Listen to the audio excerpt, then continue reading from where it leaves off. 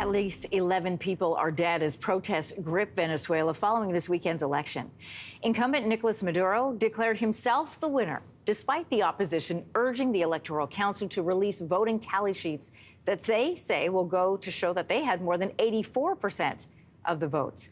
Maduro claims to have won with 51%, with many in the international community still skeptical of these results. So we're joined this morning from Maryland by Cynthia Watson.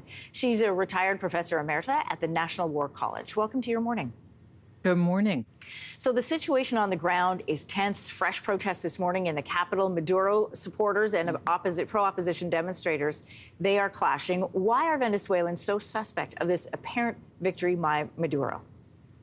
Because he doesn't have a lot of popular support and hasn't for the past decade that he's been in power.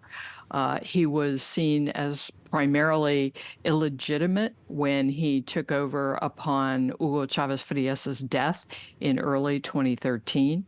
And he does not have any background, and the whole country has been merely bumping along for certainly the decade he has been the president, but arguably even further into the past than that. The 25 years of Chavismo have not been good for Venezuela. How likely is this? I mean, where do you see this going? And what is your concern if it continues to escalate? So far, they've had 750, that's according to local results, people arrested. Local and military police say that they are on board with Nicolas Maduro. So where does this go from here?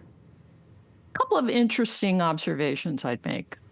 One is that we're seeing more of a what I would call ideological break than we used to in the past over the credibility of the elections. There are groups on the left who are arguing, along with Maduro, that this wasn't a legitimate election. It is interesting. He said he only won 51%. Most autocrats bump their numbers up into the 90s at a minimum for saying they had popular support. He's only saying 51. But there are places that a couple of countries that still are willing to take his word. But the vast majority of Venezuelans are opposed to this. And there are many countries that have made clear that they are not willing to abide by his position. The interesting organization or body in all of this, as you alluded to, will be the Venezuelan military. Historically, the military has always taken the position of trying to defend the patria, to defend the people of Venezuela, the sense of the country. Maduro himself is not from the military, although Chavez Frias was. Whether the military sticks with this position of abiding by his will be the key. What I think is most troubling for those of us outside looking at what's going on within this country is the reality that Maduro controls all of the levers of power. So it's easy for him to incarcerate people. It's easy for him to claim that protesters are undermining the will of the country because he sees himself as the country.